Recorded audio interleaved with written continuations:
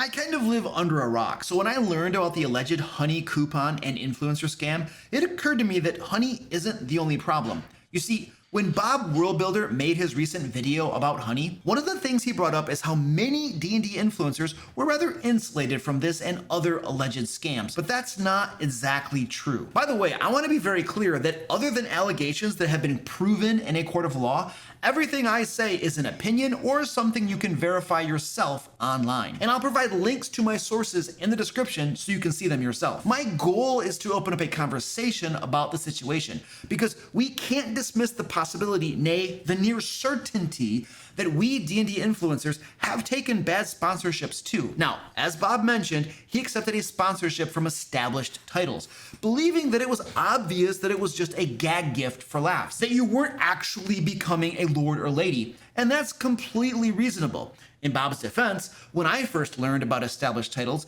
it was clear to me that it was just for funsies. So if they had offered me a few $1,000s, it's not inconceivable that I would have had the barbarian on camera in a stupid skit claiming that he was now a lord. And that actually brings us to my own dirty little secret, which relates to the world of crowdfunding. And unfortunately, this concern is something that directly affects you rather than something that mostly just affects the people you watch on the internet. A Kickstarter called The Doom That Came to Atlantic City failed to be completed, and the creator promised refunds. However, refunds were never provided.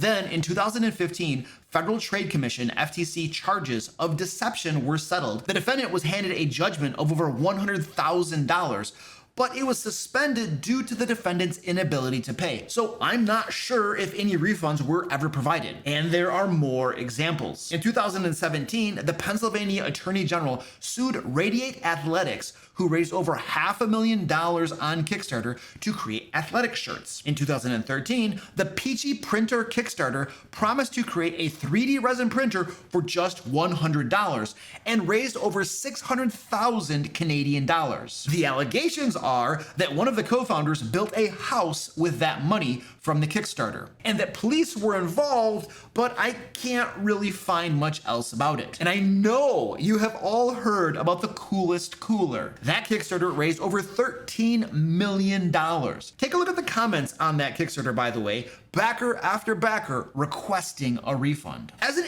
influencer, as they call us, I get emails all the time from folks asking me to help promote their products. Now, in the case of products that are already made, it's fairly easy for me to vet. I ask the company to send a sample, I evaluate the product, and I ask myself, is this something I'm excited to recommend to my fans? If the answer is no, I turn down the scholarship. But Kickstarters are a different beast. The product doesn't exist. The entire point of a crowdfunding platform is to raise capital so that you can create the product. So our brand, our company's personal due diligence for Kickstarter sponsorships generally looks like this. First, I glance at their Kickstarter preview page. If it looks professional, they probably have a clue. Then I send it to my right-hand man, Zach, and he evaluates the Kickstarter preview page in detail. We're looking to answer questions such as, how confident are we that this will fulfill?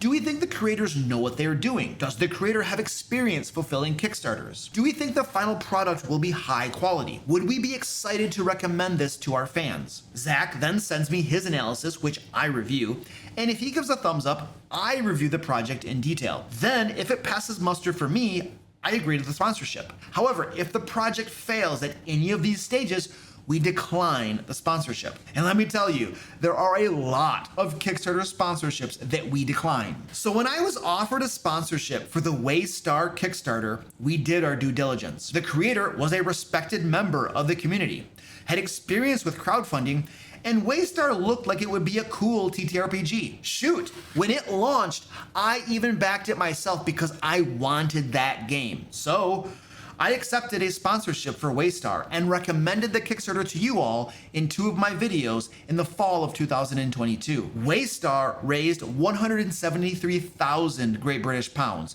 which is over 200,000 US dollars, and promised fulfillment in August of 2024. As of the making of this video, we do not have the physical books, nor even a PDF. According to the last update, which was posted on July 25th, 2024, they are still playtesting. You know what I would personally like as a backer of this project? The playtest PDF. Show me what you got. I mean, look at Dungeon Coach and his DC-20 TTRPG. He gives his backers the alpha rules, the beta rules. He doesn't have a final product yet, but he's constantly giving his backers, the people who helped him bring his project to life, the latest rule sets that he has. Back to WayStar. If you look at the comments, it's a steady stream of backers either asking for updates or refunds. So back to me. What should I do? I mean, I recommended the WayStar Kickstarter to you all, so there's a part of me that feels icky about it, you know? And yet we did our due diligence, and I recommended it in good faith. I even backed it myself. I think situations like this are a reminder, a wake-up call, if you will, that we as influencers must forever be vigilant. We must be careful about the products or Kickstarters that we recommend to you. But I would also like to think that you all can find it in your hearts to forgive us when someone slips a fast one by us. I can't speak for everyone, but I personally always recommend products in good faith after I've done my own due diligence. I also want to take this opportunity to remind you that we're not perfect. We make mistakes. Things slip through the cracks. Make sure you do your own due diligence. Don't just back something because I or any other influencer tells you to. Make sure you know where your money is going and that you think it's an acceptable risk. Every project on Kickstarter has an opportunity to not successfully fulfill. Most of the time, it's not because of ill intent. Sometimes, however, it is. However, I want to make something very clear. The vast majority of Kickstarters do fulfill, and most backers are very happy with what they get. I don't want you to come away from this having a distrust in crowdfunding, because the bad apples are few and far between. I literally have a bookcase right over there with a great many amazing products that came from Kickstarters. In fact, some of them are my own. My first Kickstarter, Into the Fae, fulfilled. My second Kickstarter, Layers and Legends, fulfilled. My third Kickstarter, The Secret Art of Game Mastery, fulfilled. My fourth Kickstarter, Layers and Legends 2, is literally on a boat right now and headed toward our fulfillment partners. In fact, if you enjoy the content I create and you'd like to support the work I do, you can pick up these products and more over on thedmlayer.com. Layers and Legends is filled with 5e adventures, encounters, monsters, traps, puzzles, magic items, and more. There's over 700 pages in these two books. And The Secret Art of Game Mastery contains over 100 years of Game Master experience and advice distilled in an easy to read format. So I'm not saying don't trust crowdfunding. All I'm saying is be careful out there. Even if I recommend something to you, do your own due diligence. Don't just take my word for it. But anyway, that's just what I think. Let us know what you think down in the comments. Now, if you'd like to hear my thoughts on YouTube killing D&D channels, watch this video right here. And until next time, happy game mastering.